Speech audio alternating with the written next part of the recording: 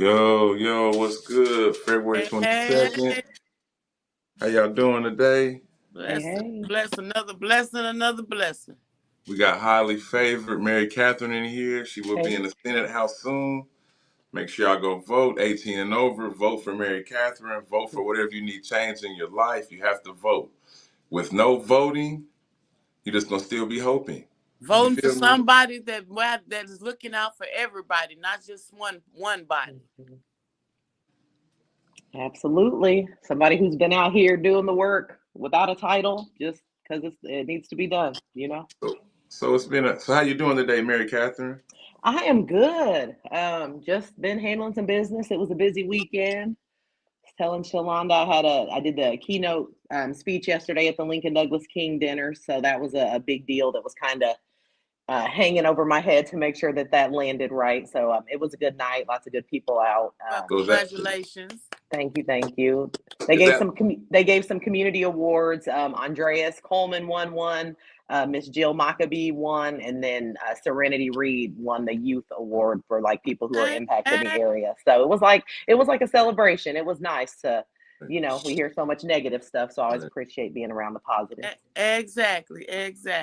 shout out Exactly. to all those winners of those positive things they're doing in the community. So is that kind of like a Black History Month program? Yep. Allen Chapel AME hosts it every year. They're the oldest Black church in Danville. They just celebrated their 160th Jackson and anniversary. Williams, Allen Chapel. Allen Chapel, it's over on, it's right like kind of across Williams from Laura Lee. Yeah. That's why I said Jackson and Williams, Allen Oh, Chapel. Jackson Williams. Yep, I Okay, didn't hear you say Yeah, that. Yep, yep, okay, yep. yeah. okay. Um, well, that's what's up. How did you become? How did you feel honored to be able to speak at that, Mary Catherine? I felt like really humbled. I didn't expect it. I have been to that dinner multiple times over the years, and to me, it's like the big Black History Month event, like where all the people who make a big, all the people who make an impact in Danville help organize it, and it's always really powerful people being recognized. So, anytime I'm included in something like that, like I don't take it for granted. I really feel And you're doing honored, it kind of your appreciated. heart because you care about the community, not because somebody's paying you or you affiliated with somebody in the district. Yeah, nope, definitely no paycheck attached. But I've always had a heart for service and for just Yep. trying to make the community a better place, make the state a better place, You especially, definitely with these have. You kids definitely coming up have. behind us. Like, we got to try to fix some of these things for them. And now they're getting old enough to where they're like, okay, we're gonna start Man, working on Kath, fixing these I things can remember ourselves. having conversations with you, and that's all you would talk about is how you would do this and do that. I was like, okay. So Yeah, it's a beautiful thing to see you running as a young black woman in this community trying to make a difference. That's a beautiful thing. I really congratulate you on that. appreciate that. Thank you, thank you. No, I mean, I know y'all both know my family and kind of where we started. So we didn't come from any political power, and I say sometimes I have more family getting locked up than on the other side of the justice system. So, but also I think when you grow up and see it from the side of the people being affected, then you have a different like perspective to take to the people who are in power, right? Like I didn't. Um, I've seen both sides of the coin, and we need a system that works better for us. And I've been affected, like I said, on the other side of it for sure. Do you feel like the I mean, I don't want to say nothing like to like get you in like trouble with anybody, but do you feel like the Danville Police Department does their due diligence? I mean, I won't say anything that would get me in trouble with anybody, but I think everybody recognizes that there's some opportunities to strengthen like police community relations. Like I know we talk a lot about see something, say something, but we don't really think about like how you have to be able to trust people if you're going to go be able to, tell them something, especially something like serious that's happened to you. If Right. you don't trust the police, then you're not going to call them if you have information, which Oh, means Right. crimes don't get solved. So people think they can get away with stuff. So it creates like a cycle.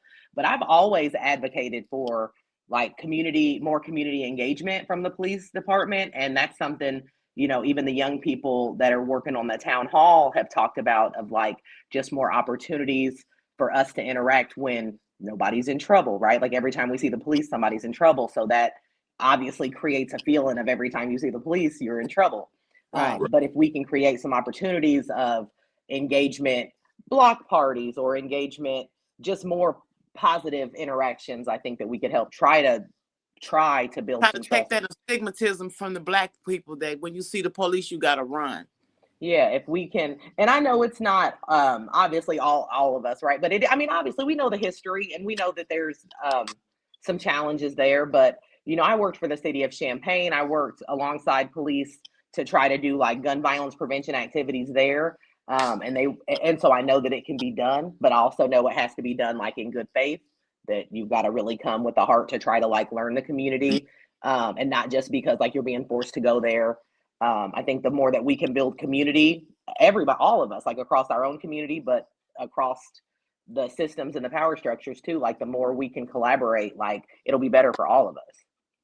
Do you think that the police has done more than enough damage to where like people of our skin color will never trust them to get to I that think point? I think if you're talking historically, there's a lot of damage that's been done. So yeah, I don't think Yeah. it's something that would be able to happen overnight.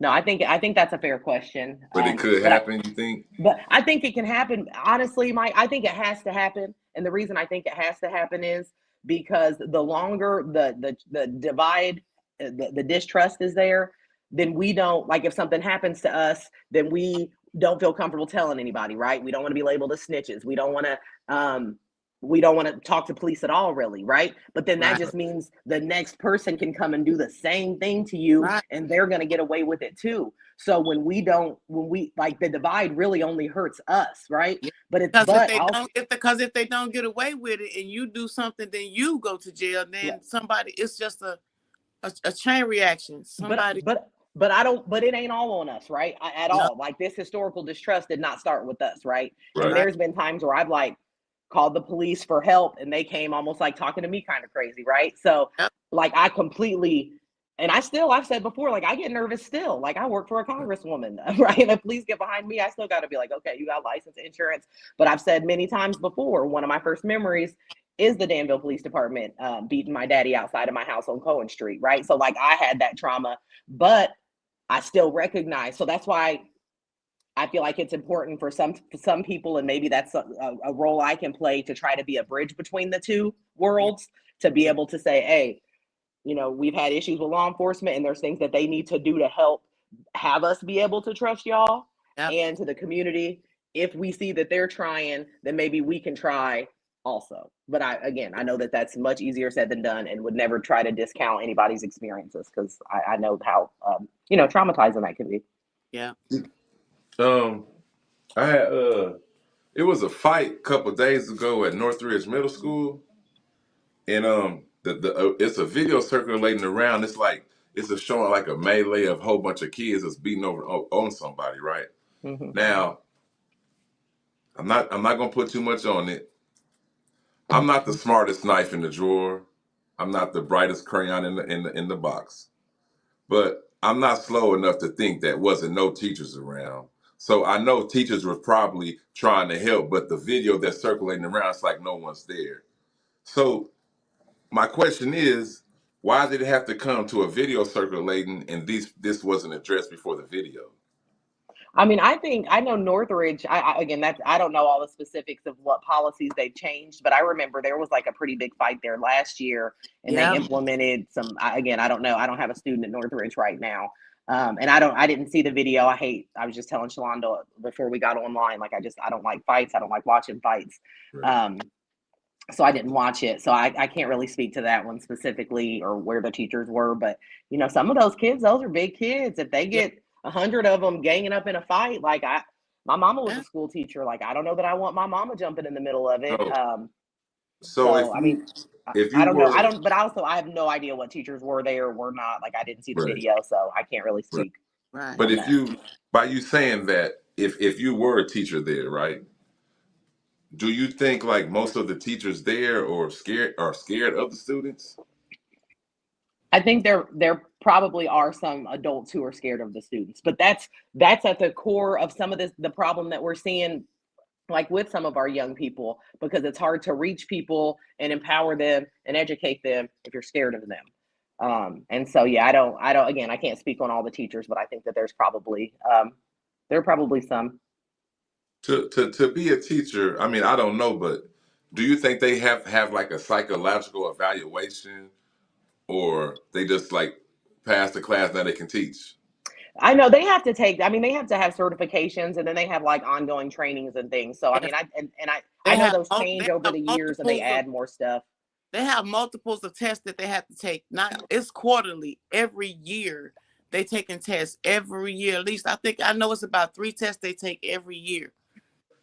But I honestly think when we talk about youth violence, I think like we've got to go back to a root Right. It before it got has to nothing the to do school and with the teachers. Because I really don't think it's on the teachers, because the teachers didn't sign up to be referees. The teachers didn't no. sign up to be police. Like the teachers signed up to teach. The kids acting a fool at home, so of course they're going to bring it to school. Right. So how can we provide more I mean, structure and resources and opportunities for our young people? I Because we know really, it, all the young people don't have a good, a especially strong, when solid home to go parents, to. especially when you got parents that's telling kids if somebody hits you, I don't give a fuck who it is, you hit them back.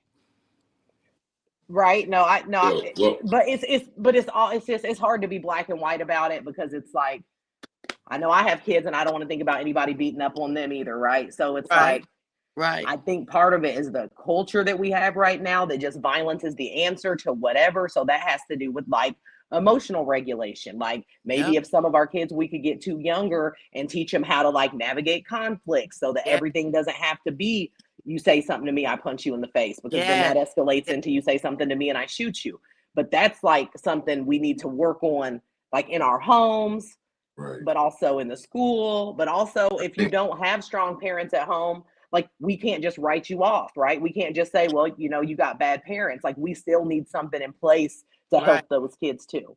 And have I you will say, Project Success of Vermilion County has a program at the high school. They've been doing like monthly kickbacks from like 9 to 11 at Laura Lee. DJ Eric Felix has been the DJ. They do Neal Street Blues food. And it's like, we have a dozen kids, maybe 20, 25 kids.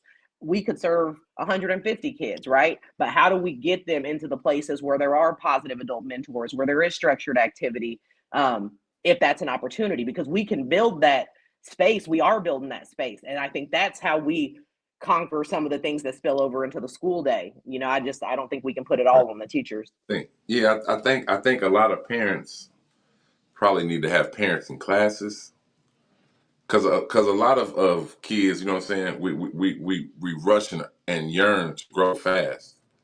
So once we get out there and outside, and now we're having sex, we're having kids. We're still, just because I have a kid, that doesn't make me a mature adult. It That does doesn't not. that doesn't make me able to take care of a child. It So does not. if I'm still like in a messed up cycle of my life, that's only going to trickle down to my child that I'm around every day, that has became my bestie. Yeah. Now think You know about what that, I'm saying? right? What you just said, right? Whatever traumas I've had, I passed on to my kid, right? So that means if my mama did me a type of way, then I'm gonna do this, and then that just spills over. So that's some of the behavior that we're seeing spilling out. Right. But some of that from the parent side is so much trauma and unhealed things that they've been going through. So like I do like parenting classes, but I think people, we just need to, I would say therapy. I know not everybody wants, but I wish we could just find a way to heal the unhealed parts of Right. us, because I really Yeah. do think Yeah. if you've only seen one thing your whole life, like that's what you pass on. Right. So that's even more important for other adults who want to make a difference, who want to step up. Like then you come be the positive people in these young people's lives. Like they're telling us, like we've got a group, they show up, they meet, they organize to try to address gun violence, like they bring their friends, like they're trying to do their part. But like, so let's meet them and meet them halfway and help them out. Right. You remember as a child when you went to school and they would have like fun nights, PTAs. Oh, does that still go on in the Yeah, school district? Yep. Oh, absolutely. Yep, they got family nights, PTA nights. And Yep. I mean, with social media, like if you follow, Bowling. like they all have websites, Facebook pages. Yeah, right. they yeah, like Bowling. Skating. Yeah. mm-hmm. And that's another thing Project Success has. They do they did a skate night. They're having actually a family night that I'm going to be speaking at this Thursday. But they do some events that are like specifically like for you talked about for the parents to try to like Right. empower parents, and then they do events to try to empower the teens, and then they do fun stuff for the kids. The district also has programs where they send out flyers with the students where they get free skate night with students, and they have a free bowling night with the students and the teachers. Yeah, there's opportunities to do stuff. I know maybe not enough, but like I think there's opportunities, we just don't always know about them. So then we can be like, oh, well, there's nothing to do. And it's like, no, there were things you just maybe didn't know about them. So then the question becomes, how do we get this information out to the community so they know where they can go? So to be part of Project Success, do I have to fit like a certain criteria, good grades, or Nope, I not I can nope. just sign up? I mean, If I'm talking you're about it like if I was a kid, I could just sign yeah. up. If you have a school that has a Project Success program, the office would have like applications, and you could sign up. And I don't know, now we're on in the year if they're full or what wait lists. I don't know all the specifics for each program. Right now, the Project Success list is full for all the sites. I know for this, Mark Denman Mead Park is. Okay. Well, they've got the high school one is the one I work with a lot. But yeah, the reason to have it is not like you don't have to have a certain grade, because the point of the program is to help you with your homework and to help you try to get your grades up. So like if you're struggling, like it's even more important that you could join and get, because they do the after, the fun stuff and the community organizing stuff, but they also, help with your homework. Right. Oh, I mean, hence the name Project Success. So Yeah, project. Yeah, I used to work for him back in 2015, but even after I left and I always, I just always want to try to find a way to get back. I did work for Project Success for about a month, but I was at the middle school, and it was like that's the site I ran for several years. But those kids, what they do to you, Shalonda? Man, if you under the right structured leadership, those kids. When I oversaw the Northridge site, we did a Black History Month play. They decorated the theater. They did the food. They served their parents. They learned a lesson. It's like, that's like, I have a soft spot for like the toughest kids, because in my experience, if you get the toughest kids and you show them some love and you show them some support, like those are going to be the kids that come to your program every day. They're going to see you in the street 10 years later. They're going to remember that you looked out for them. And those are the kids that too often fall between the cracks because they're harder or they're bad, right? I don't believe in bad kids. But I think that, just show them a little love. And a lot of times they're tough because they haven't gotten enough love. So then you tough with them too. And now you're just another person in their life being hard on them. Like, life is already hard on these babies. No, I wasn't being tough with them. Oh, no, not you. I mean, like, you, generally speaking. But I think the Boys and Girls Club, I like working with those kids. Yeah. No, my kids used to go to the club too. They've gotten a little older now, but that's those structured spaces for kids to go be around. That's exactly what I'm talking about. Safe adults, some homework help. It's that's what we need more of. What do you think guides a kid that's doing good and then he goes to the wayside? What do you think like happens? I mean, there's all kinds of risk factors that that kind of indicate whether somebody's going to be or not be involved in gun violence or crime in general. And I mean, I think you see some of the family indicators like we talked about when it's kind of intergenerational, then you can see it keep playing out. I think when you see, lack of education, and it's not just, I think these are like risk factors that have been listed: high poverty, low education, hopelessness, access to firearms. Like those are the things that create the conditions that the young people, that make young people want to be violent. Right. And that's why you don't see it as much in affluent neighborhoods, right? When kids are safe and secure and eating and taken care of, there's not that same struggle for like resources, right? So they don't got to go try to pick up a bag and sell it to try to make some money. They don't have to have a gun to protect themselves in the neighborhoods because their neighborhoods are safer, right?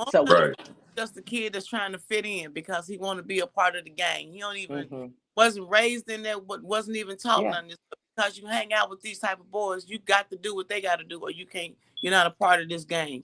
Yeah, well, not peer pressure. You see that happen too.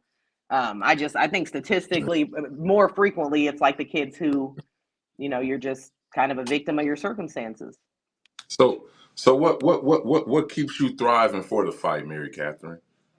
Those same kids that we're talking about, Yeah. Okay. my kids, your kids, because something has to, like, we don't have the luxury of just like walking away from it because it's still happening. And so, Right. I mean, I feel like fighting for the future, and I feel like every person that I can see after, how do I say this?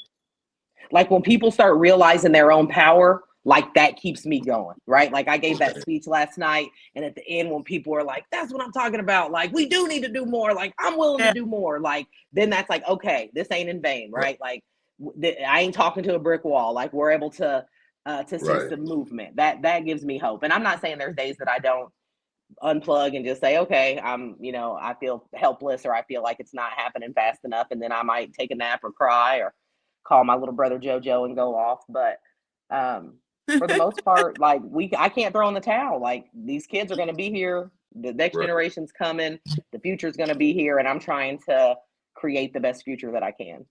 Right. Do you There's a in my speech last night, I said we have to choose whether we want to be spectators to history or participants in shaping it. And I think that's what it boils down to. Like I can't just sit back and watch what happens.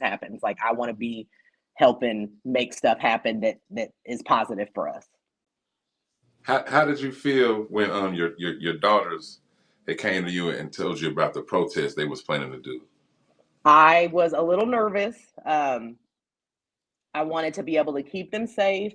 I didn't want to seem like I was trying to like stop them, but I was trying to play like, I mean, I'm their mama. I'm an organizer, but I'm their mama before anything, right? So Right. Right. my main worry was, would they be safe? I have seen walkouts where like adults have like stopped and harassed kids. One of them, they even got out and like tried to fight the kids. Um, so outside of keeping them safe, I just, yeah, do it as orderly as possible, as respectful as possible. Did Um, you did you and think I had a, oh, go ahead. I'm sorry. did you think that them doing that was a sign of rebellion or a sign of tiredness? I think it was a sign of protest at what ICE is doing across the country Coming together. to immigrant community members. Like my daughter, one of my daughter's best friends are like first generation, so their parents are from another country. So, and I taught English as a second language, so my kids have had a lot of exposure over the years to people from different countries. And so I think for them it's personal when they see things like ICE happen and taking Right. people from across the country. No, I I think don't it think it was rebellion. Like, let's, and let me just real quick, because my daughter just said this today, my 18-year-old. She said, it is so frustrating as young people. Like, anytime we do anything, they try to write us off, right? So if we walk out and we say it's protest and ICE, like, you still see people saying, man, those kids didn't even know why they were walking out, right? They're just trying to get a day out of school. There's and adults that are that's telling them to do and that. that's why I say And it the was kids a are thing like, of them. no. It was a thing of them understanding and coming together, communicating and realizing what is going on at an early age. It ain't got Mm-hmm. nothing to do with them rebellion, or Yeah. they And understanding what's going on, and they understanding that they matter too. Their voice matters. and their If, period, and if we look at history during Dr. King's days, when they did the march on Birmingham, children left school to help protest in Birmingham because yep, children, like, they were arresting adults. So they asked, the young people came out and protested because they knew they had less to lose, right? But they still Right. packed the streets. Kids were climbing. The teacher said, don't leave, tried to lock the doors, and the kids were climbing out of windows to go support the children's march in Birmingham. Like, kids have always had a role in organizing and using their voice for difference. And it is so disrespectful to them to look at them in their face and tell them they don't know what they're talking about. And yep, then one of the kids released a video where he was interviewing the kids. Why are you here? Why are you here? One of the little girls was Puerto Rican, had I think a Puerto Rican flag around. She was like, they're tearing families apart. Like, that's personal for her. Like, she wasn't out there to get a day out of school.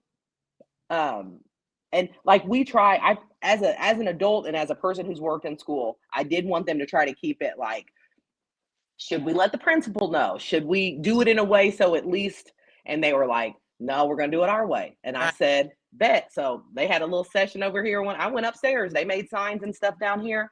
And I went upstairs. I think it's easy to try to dismiss them and say, like, oh, their parents made them do it, or oh, they don't know. because then you don't have to really deal with the fact that these kids are standing up. Like, and they're really if you would, their opinions about what's yeah.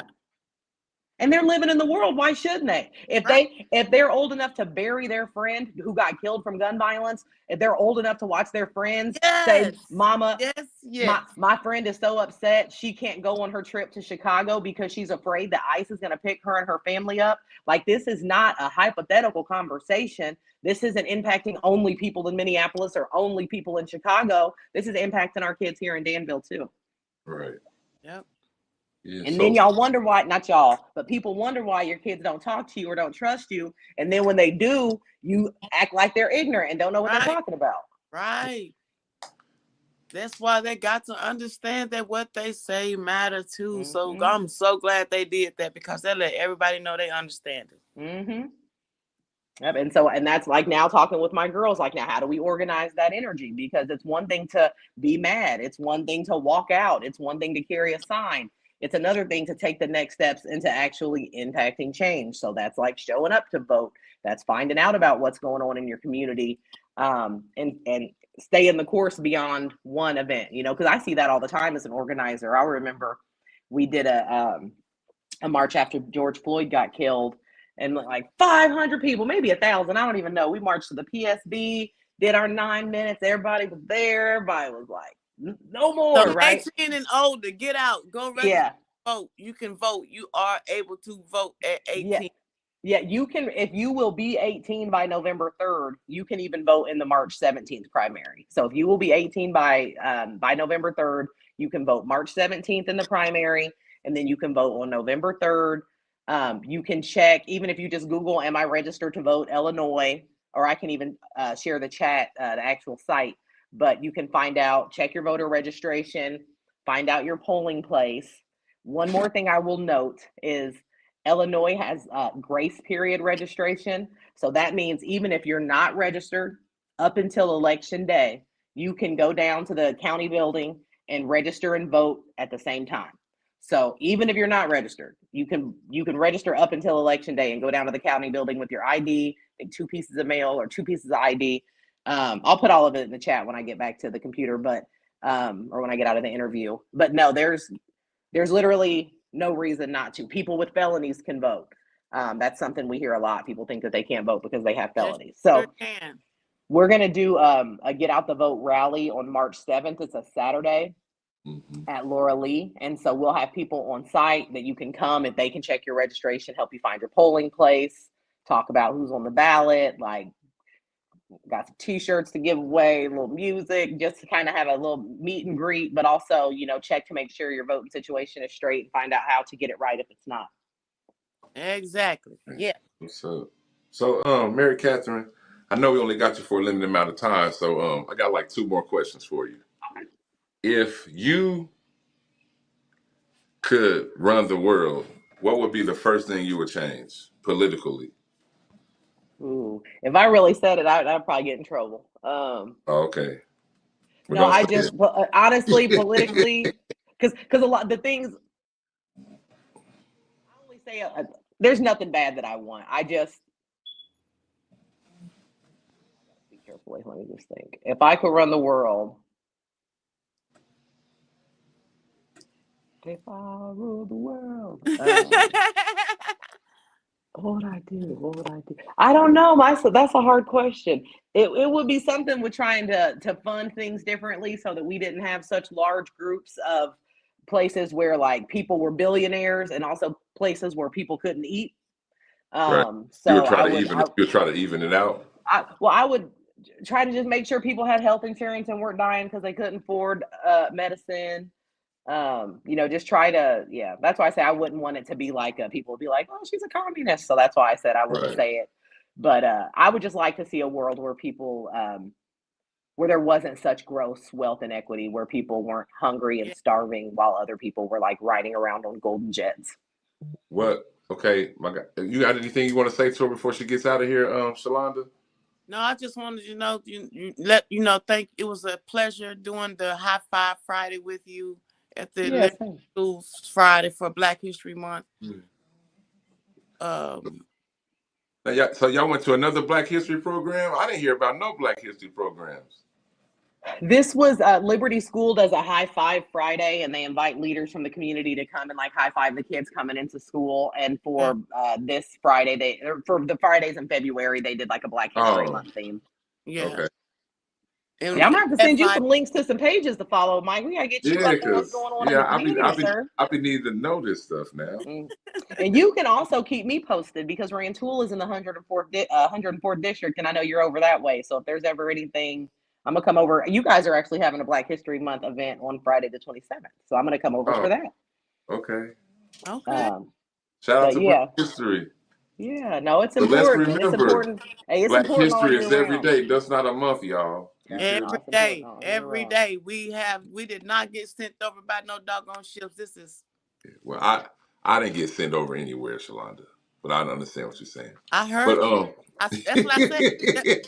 I said we didn't. Right. Yeah. I say we remember the past, we look to the future, you know. That's what I think is the most important thing about it. Exactly. Hey, we come a long way, but we got a long way to go. And I think you can also see like how they're rolling back, you know, DEI things, and you know, you can see it ain't ever a victory that's all the way won. So we've got to be vigilant and like stand our ground so that we don't lose the well, we already are kind of losing some of the progress we've made, but we got to fight to get that back. It's never you can start perfect, but by it'll voting. be worth the fight.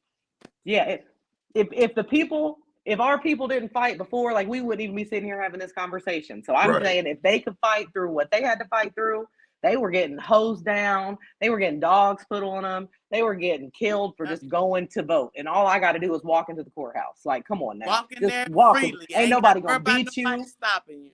Just walk right on in. So that's what I'm encouraged. But I also, last thing, I also understand that sometimes it's hard to tell when you tell people to go vote, because one of the things you hear a lot is like, I don't know none of these people. None of these people ever show up until it's time to vote. And I think that's where I know that's where I'm different as a candidate and a person from this community, because I'm coming into public service from the community side. And whether I win, lose, or draw this election, I'm gonna be doing the same thing November 4th. Looking out for our people. So I think that I can be a candidate that has been here and proven that I'm here for the people, whether I'm elected or not. Right. Yes. Okay, my last question to you, Mary Catherine. Now this should be easier than the first question I asked you. Why does my vote matter? Because we live in why does your vote matter? Well, specifically in certain races are won by 1 or 2 votes. So when I say your vote matters, I mean numerically it matters, because it could be the difference of an election being won by a person that you support or an election being won by somebody you don't support.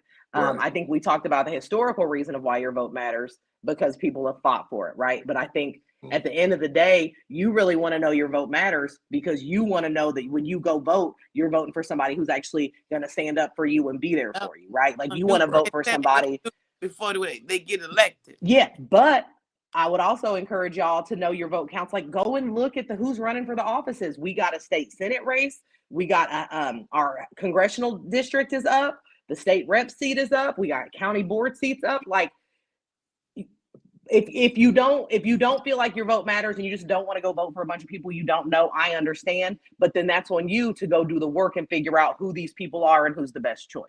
Right. But your voice matters, because if you don't use it, it's going to be the same way it is now forever. So unless you are 150% happy with the way things are, all your leaders are solid, you feel like you're making enough money, your health insurance is good, you got inflation ain't bothering you, your kids are safe. Like if all that ain't true, then your vote matters, and you should want to create a different world. Right. A better world. A better world. And it's possible. Like it's possible. For example, the race that I'm running was lost by like 250 votes last time. In a district that spans from Champaign to Danville to Rantoul, 250 votes. So that's what, all of our cousins maybe? If, you know what I mean? If they came out, we could have flipped an entire election. So you can't tell me your vote don't matter. We had our mayoral election. Our mayor won by 52 votes. That's a couple households. We had an alderman who lost by 1 vote. Like that's why your vote matters, because you can change. You could decide. You could want to run for office. That right, the one we wanted in there.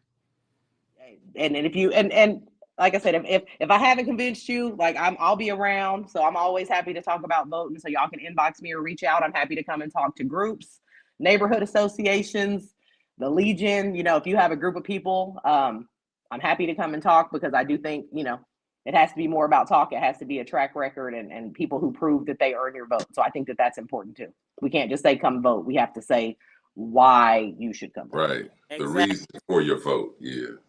Absolutely. Yeah. But I'm ready to have that conversation with anybody that wants to have it. Right.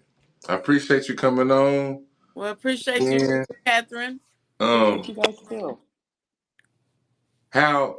From the last time we talked to you about 3 weeks ago, what has changed in Mary and Catherine's role for the people?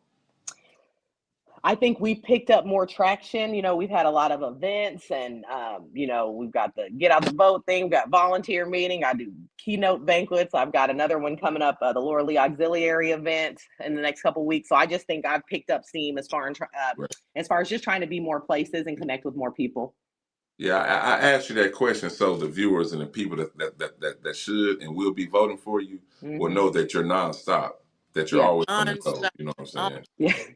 Hey, if I could, I'd show y'all my calendar up on the wall. I update it week by week. I'm quite sure it's filled up. Yeah, it's filled up, but like I said, if it was easy, everybody'd do it, right? Like, it's important. Like, I can't say I want to do this thing and then not want to commit the time to do the thing. So, and plus I enjoy it. Wait, man, Catherine, when you win this election, what's the first thing you're gonna do? First thing I'm going to do is celebrate, because it'll be historical, because we will have flipped a seat that has never been flipped before. Invite. Yes, of course. We're gonna have a celebration for the ages. But I want to form some community advisory panels. Rep Carol Ammons has started doing that, so that you have groups of people who are community members who are helping you drive your work and your policy. And I think that when we do that, then we connect our work to the community, and then people feel more invested. It's not just, hey, this person is in Springfield doing this thing on my behalf. It's, I had a voice in this person who then went to Springfield to represent and do the thing that I shared that I would like for her to do. And that, I mean, I think that's been my background, as being a voice for the people. And so this getting elected to that seat just allows me a bigger platform to take our voice from, a smaller level to actually some institutional, some policy changes that could impact the state, like, for years to come. All right. Okay. Right. What up, D. Tavis? How you doing tonight? D. Tavis said you stay in Danville, right, Vermilion County? Yes, I do. Right. Okay. Make sure you vote for her, D. Tavis, asking all these questions, brother. But appreciate you watching. I appreciate you coming on the show again, Mary Catherine. So, man, in 3 weeks, man, I will be hitting you up again, because we're staying on you until you get that seat. You know what I mean? Thank you so much. Yeah. I got feel you, like, and I'll send you our new logo for the background for next time. Okay. I used to watch The Wire a lot, and I'm not saying you remind me of a dirty politician, but no, it's just the way that you're staying fluent in the community and not letting just be like, I'm voting, vote for me, and then we just see you around October, like, making parades and shit, Right. Nope, you're right. No. Sorry, my language, but no, you're okay. Admirable, girl, very admirable. You're very impressive on these. Thank y'all. I appreciate it. D. Tavis said he has you. Can you say your link one more time? Yeah, he follows up Mary Catherine Roberson for state representative, 104th district. It's I think it's on my little name title here, but yep, you can follow me on socials there, and I've been updating where we're at, what's going on, so you can see the events, and also instant message me, ask me questions, comment on posts, like, I'm happy to interact with everybody. I'm a people's person, so don't let the candidate fool you. Don't let the job titles fool you. Don't let. I'm a Roberson first, and I'm Danvillian second. So I'm here. We appreciate you again. Go ahead and let them know where they can find you at one more time, Mary Catherine. Follow me, Mary Catherine Roberson, for Illinois State Rep, 104th District. And yeah, just stay in tune. Come join us. We got volunteer meetings if you want to come help on the campaign side. We've got some get out the vote rallies if you want to come and find out to make sure that your voter registration is ready, or just talk to some people about the importance of voting, or maybe there were questions that came up tonight that you want to come and ask me in person. That's Saturday, March 7th at Laura Lee from 6 to 8. Thank you again for coming in. Anything you would like y'all to tell the people, First Lady? No, thank you all for watching, and thank you, Mary Catherine, for coming on. Yeah, thank you Always, again, Mary always. Catherine. We'll see you soon, man. See you Keep next time. striving. We really appreciate you. Thanks for coming on. Always. All right, y'all. Enjoy Bye. that. Enjoy the Clarissa Shields fight, y'all. Yeah. Yes, sir. Yes, sir. Right. Make sure y'all check if y'all got the Zeus channel, man. Clarissa Shields is finna be walking her way to the ring to fight that big ass girl. She But finna hey, breaks off that girl. I mean, you know, maybe not tonight, maybe not one day, but we gotta prepare for rainy days, y'all. So And handle y'all business, man, and make sure I got that umbrella with no holes in it. You feel me? that part. And when Mary Catherine said your vote counts, she means that. You feel me? Yes, if you're 18 and older, get out, register, go find out where your voting poll is and register to vote. Right. Stop making things hard that ain't gotta be hard, And y'all. I'm telling y'all, it'll make a big difference if you vote and you vote for the right person and your vote does count. Um, we're heading into the last week of February.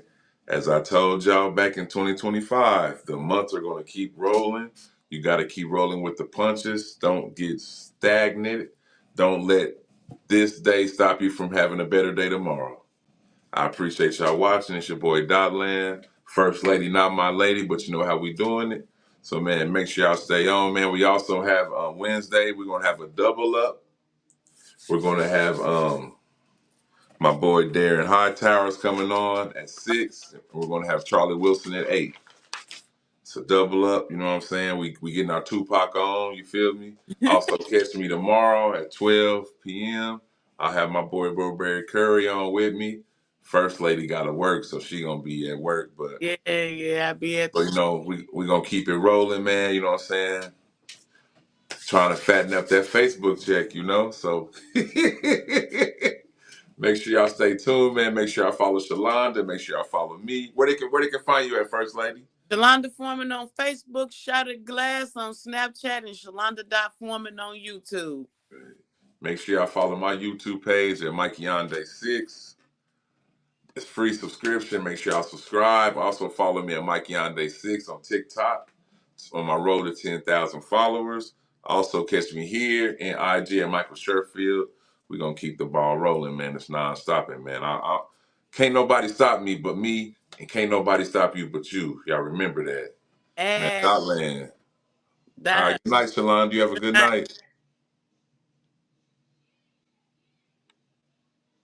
Yeah, steady fucking the real money, like damn, what the fuck is you doing with me? I ain't even gotta show him my dime, I pop out fresh, I'm still influencing. Come on, the feds in the city is getting raw.